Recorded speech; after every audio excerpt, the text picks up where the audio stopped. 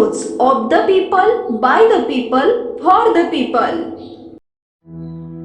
गरीब कुटुंबात जन्म, दारोदारी विकले वर्तमानपत्र, अडचणीवर मात करत चौथ्या प्रयत्नात झाले IAS अधिकारी.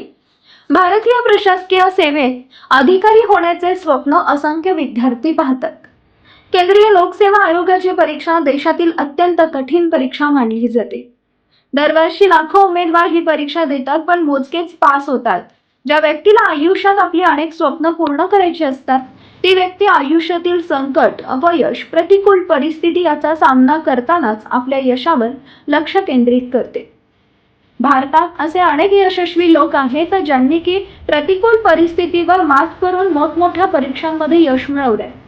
आज आम्ही अशाच एका यशस्वी व्यक्तीच्या प्रेरणादायी प्रवासाबद्दल सांगणार आहोत. IAS निरीश राजपूत यांचा प्रवास खूप प्रेरणादायी आणि खडतर आहे. निरीश हे मूळचे मध्य प्रदेशातील भिंड जिल्ह्यातील रहिवासी असून एका गरीब कुटुंबात त्यांचा जन्म झाला. त्यामुळे लहानपणापासून निरीश यांना अनेक आर्थिक अडचणींचा सामना करावा लागला. निरीशचे वडील व्यापाऱ्याने शिंपी होते. कुटुंबाची आर्थिक परिस्थिती हलाखीची असल्याने त्यांचे प्राथमिक शिक्षण सरकारी शाळेत झाले. त्यानंतर पुढील शिक्षणासाठी ते ग्वाल्हेरला गेले आणि तिथं काम करत त्यांनी BSc आणि MSc पदवी मिळवली.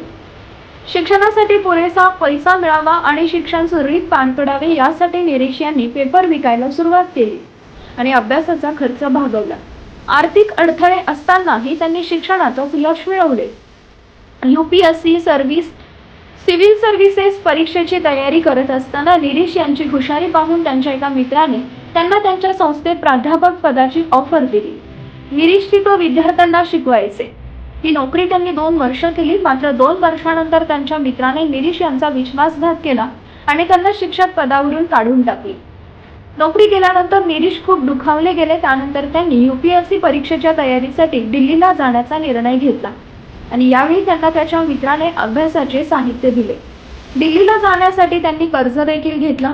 दिल्लीत गेल्यानंतर आपला उदरनिर्वाह करण्यासाठी त्यांनी छोट्या नोकऱ्या केल्या, पण UPSC परीक्षेसाठी सतत अभ्यास केला.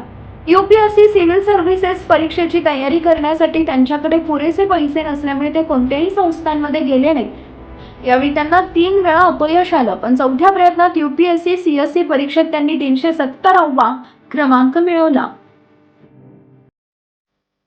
पीपल न्यूज पाहण्यासाठी चॅनलला सबस्क्राईब करा व बेल आयकॉनला प्रेस करा.